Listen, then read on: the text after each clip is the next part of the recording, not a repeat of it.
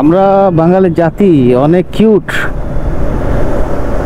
মানে হচ্ছে যে কোনো বিষয় যদি আপনার জানার দরকার হয় তো আমরা ইউটিউবে খোঁজ করা শুরু করি।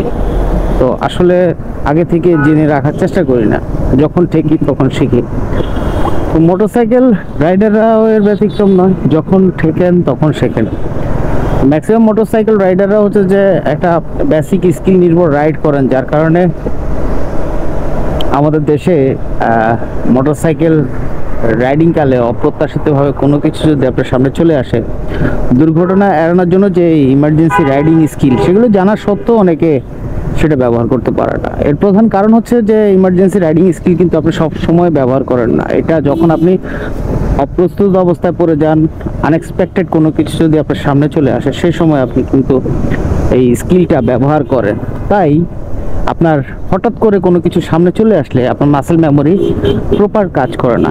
এই জন্য আপনারা যতই স্কিল শেয়ার করি না কেন আপনাদের সাথে, আপনারা তখন আমাদেরকে উত্তরটা দেন যে বা কমেন্টসে প্রায় লেখেন সেই সময় এত কিছু কাজ করে না। যেমন ইমার্জেন্সি ব্রেকে আমি একটা লাস্ট ভুলের কথা বলি যে আমার সামনে সাসপেনশন যখন ডাউন হয়ে যায় ইমার্জেন্সি ব্রেকের সময়, পেছনের সাসপেনশন আপ হয়ে যায়, আমার পেছনের চাকা তার ট্র্যাকশন লুজ করে, যার কারণে কন্টিনিউয়াসলি পেছনের চাকার ব্রেক আপনি চাপতে থাকলে চাকাটা স্কিড করে পড়ে যায় ইমার্জেন্সি ব্রেকের সময়। কিন্তু কিউট অনেকগুলো অডিয়েন্স আছে তখন খুব বেশি তর্ক করেন যে সে সময় এত কিছু মনে রাখার বিষয় না, বা এত কিছু করার সুযোগ কোথায়, এই কথাগুলো বলে থাকেন। ভাই, আপনি তো সুযোগ পাবেন না, মনে রাখতে পারবেন না। কারণ হচ্ছে যে আপনি যখন এই স্কিলটা শিখে নেবেন, মনে করুন আমি শিখিয়ে দিলাম, আপনি শিখেছেন, কিন্তু আপনি বছরে কয়দিন এটা প্র্যাকটিসে রেখেছেন।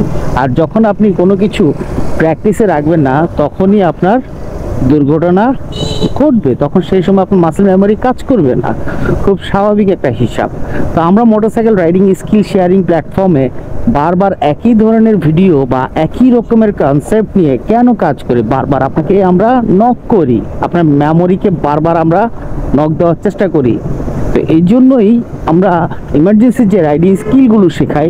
তো আমাদের পরামর্শ থাকবে, আপনি এই স্কিলগুলো শেখার পরে সপ্তাহে একদিন খোলা মাঠে বা 15 দিনে একদিন খোলা মাঠে অথবা মাসে একদিন হলেও খোলা মাঠে ব্যবহার করবেন।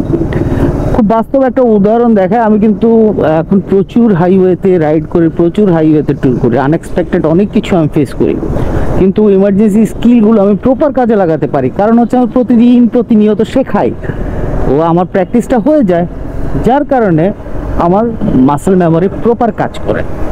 তা আপনি যদি প্র্যাকটিসে না রাখেন, আপনার কখনো মাসেল মেমোরি কাজ করবে না। এই জন্য মাসেল মেমোরি কাজ করাতে হলে যে জিনিসটা আপনি শিখবেন সেটা যদি আপনার কাজেও না লাগে, সপ্তাহে একদিন খোলা মাঠে বা 15 দিনে একদিন খোলা মাঠে অথবা মাসে একদিন হলেও খোলা মাঠে একটু সময় নিয়ে প্র্যাকটিস করবেন, তাহলে আপনার ইমার্জেন্সি সিচুয়েশনে কাজে লাগবে।